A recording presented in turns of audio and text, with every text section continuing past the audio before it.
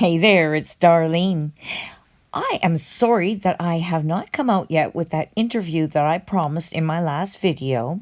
There's been a bit of a delay because the gentleman that I'm to interview, he just lost someone close to him. So it's going to take a bit of time. This was someone in his immediate family, so let's give him some space. But if worse comes to worse, I've got recordings of everything that he wanted because he sent it all to me to make sure it went out. So I do have everything, but I'd rather it come from him. So there's that. Now, this video I've been wanting to make for a while, and I'm just going to spill the tea because I've got as much information on this as I'm going to get. So you know those two videos that I did covering Joanna laying bacon? Well, during those, she alluded to a lot of stuff, but she wouldn't come right out and say a lot of stuff. But she did leave a lot of breadcrumbs and clues. So one thing I'm really good at is research, and I keep extensive video records and screenshots from various points in time. So throughout these videos of hers, these are through her stories on Instagram stories. And she kept suggesting that there was a lot more that happened in the background, like exactly how the cookie system worked. Like, how does that cookie system work? Because there's still something fishy with it. Because she mentioned that there was basically a group, well, I'll show you the video, within Seven Figure that chops up the spoils, the commissions, and the affiliates at the top get really fat because they're getting the extras. And of course, who's getting most of the extras is Philip. I would like to know who those affiliates might be. I have some really interesting numbers to show you, and you can be the judge because, yeah, it's something I put together. I don't have anything for sure, but, I don't have any firm answers at all, but it's pretty interesting things. Also, she mentioned that something happened in Dubai that caused a bunch of the top affiliates to leave. I'd love to know what happened. And the interesting thing is, it was a lot of female affiliates that left. And a bunch of them left right after Dubai, like in December. Dubai happened, the Dubai meeting last, Dubai Mastermind, what a joke. There were no meetings. It was a party, and that's it. Anyways, and then after that, in December, in January, a bunch of the top affiliates left, and then in March, a bunch more left.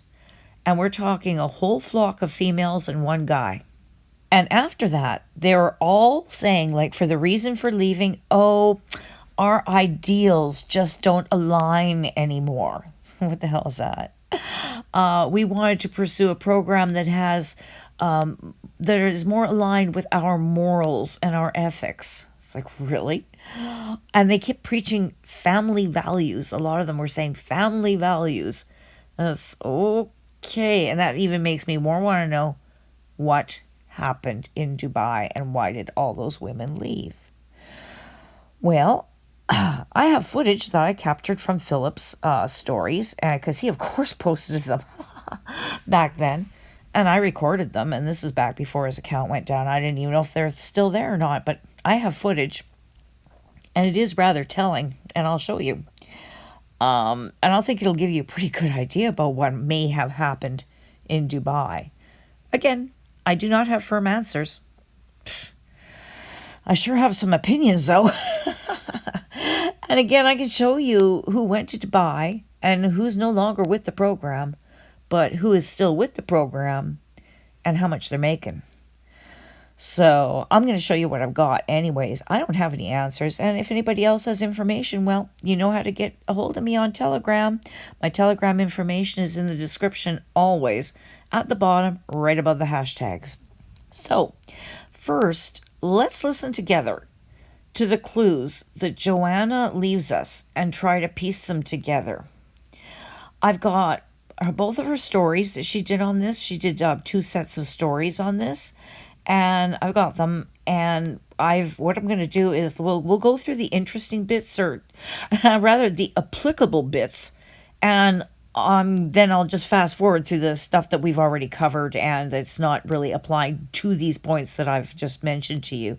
If you want to see the whole ones, you can go back to one of my videos previously because I did show them unedited, uncut. But right now I just want to get to the meat or else this is going to take all night. So let's have a look here. You are being drawn into high-ticket affiliate marketing by emails like this, then I'm about to call the bullshit on the bullshit. This is the brand that I started.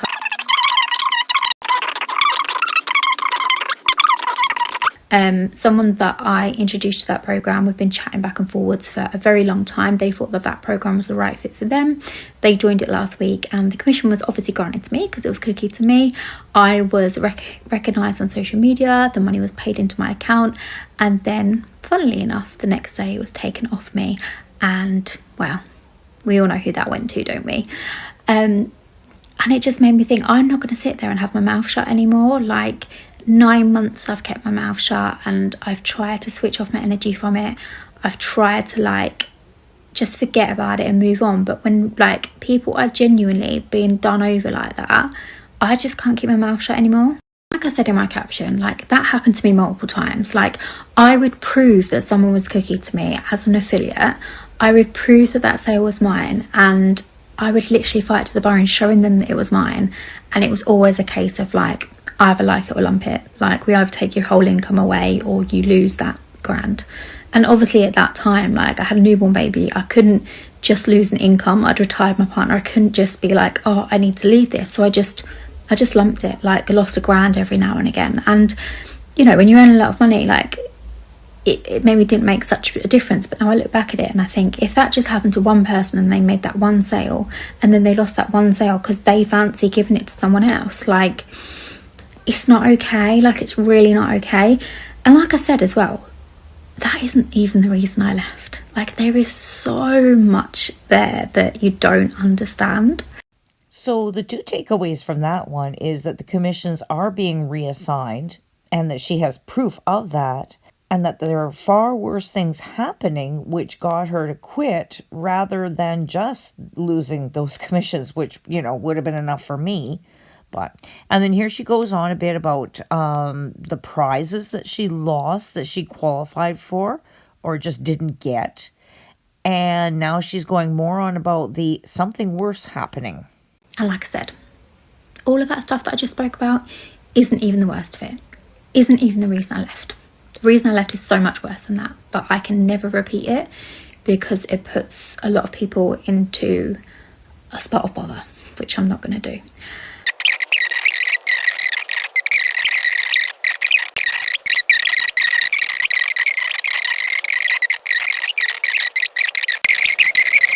Like, I didn't just move on. Like, things really did happen that meant that I couldn't stay there. So, you know, people have to question, like, the reviews that are there, the person that's sharing information from inside.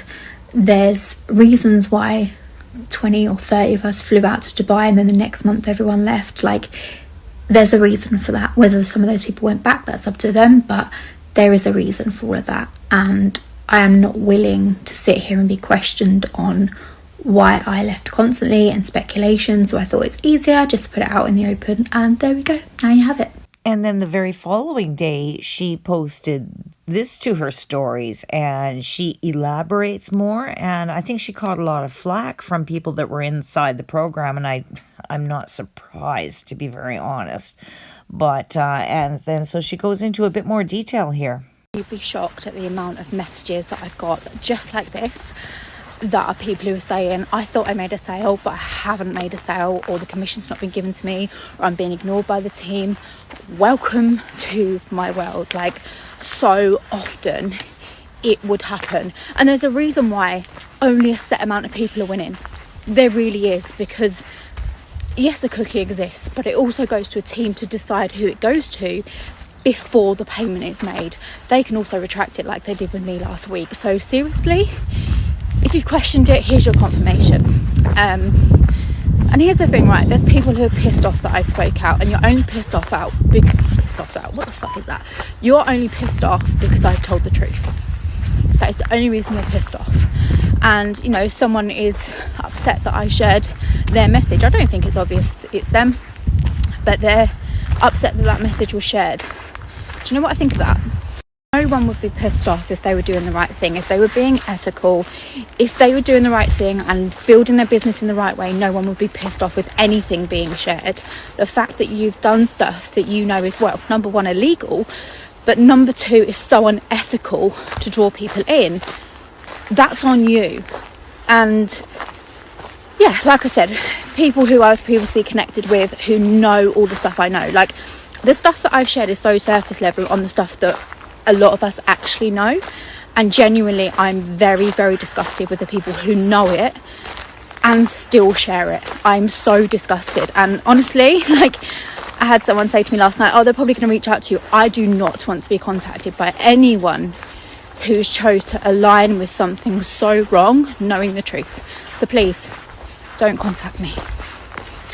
So this slide here shows that affiliates that know that the sales figures that they are being given through Copecart are incorrect, but they are using them anyways in their stories or their reels to show income that just isn't there in this program.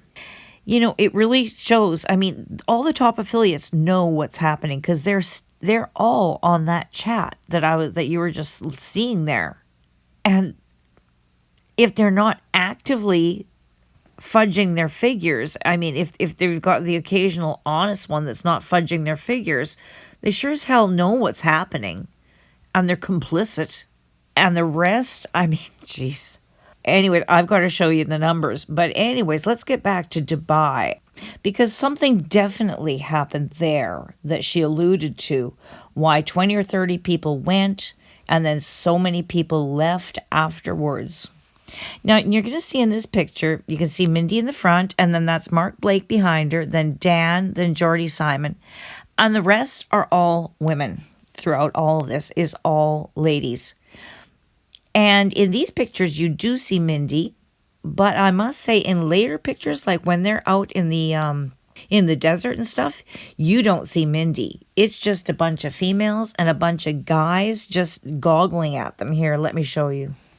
Now, earlier in the evening, there's definitely guys there, like there, that's Nicholas Pedda. And I believe those other guys, they could have been from Copecart or other friends of Nicholas's. So we're talking business people that friends of his that he knows from Dubai. And then those ones that you just saw were all affiliates.